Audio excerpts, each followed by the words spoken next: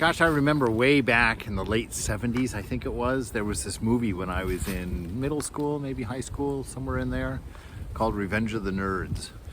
And it was great because finally all the cool people got their comeuppance, for mistreating the unpopular folks for so long.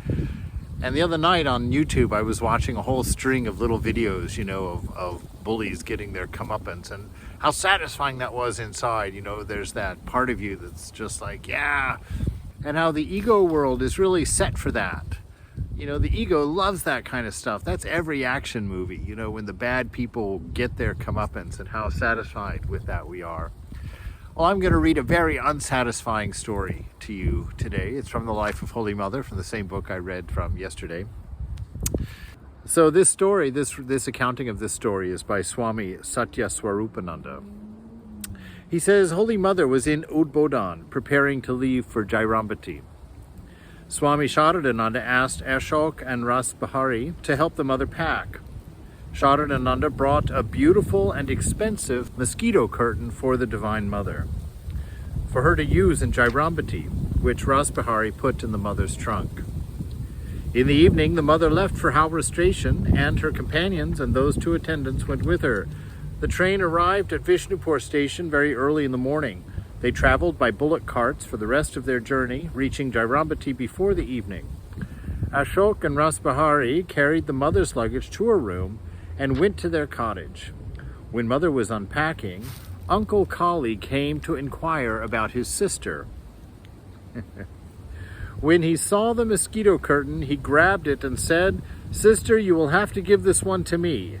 As he said this, he put it under his arm and left, walking out of the room. Mother stood there like a speechless spectator. So this mosquito curtain had been given to Holy Mother as a special gift. And when she gets home, here Uncle Kali comes walking in, in this role he's playing the villain. And he likes it, he just wants it, and there's a certain aspect of misogyny there. Mother is a woman, and he's not, and so he can kind of pull rank in that culture at that time. And he walks out of the room with Mother's mosquito curtain. Now I know about sleeping in India without a mosquito curtain. My first night there in 1999, I was put in a small room on the river Ganges, and it was a beautiful view, no glass in the windows though or anything. And I went to bed, and it was my first time going to bed in India. So I did not realize that the mosquito curtain was tucked underneath the mattress, that you had to take it out and hang it up on the frame on the bed. I just thought that there wasn't one, and I really didn't even know that it was missing because I had never slept with one before. And I tell you, that night by the river's edge in India without a mosquito curtain left me in quite a condition the following morning. Actually, for the next 10 days or so, as I just itched everywhere. So here Holy Mother has her mosquito curtain stolen by her Uncle Kali.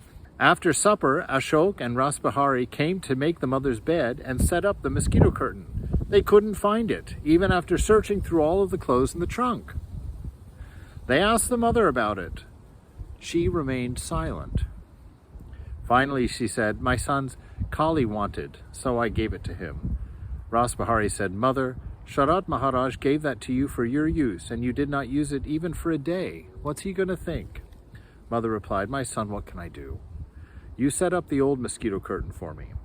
Helpless, they followed Mother's order and left the room. While walking to their cottage, they met Uncle Kali in the courtyard as he was returning to the mother's cottage. Both of them grabbed Kali's arms and insisted, "Uncle, where is the mosquito curtain? Please return it to the mother." Uncle Kali replied, "Sister gave it to me." "No, she didn't give it to you. You've taken it." Then Uncle Kali shouted, "Sister, your attendants are going to kill me." The Holy Mother rushed to the courtyard when she heard the cry. Meanwhile, Uncle Kali broke out of their grip and ran to his room and closed the door. The mother mildly reprimanded her attendants.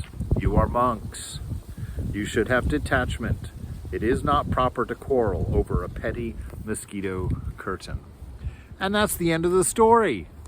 They didn't string up Kali in the central courtyard and, tar and feather him and throw him in the river for taking the mosquito curtain, which was rightfully Mother's.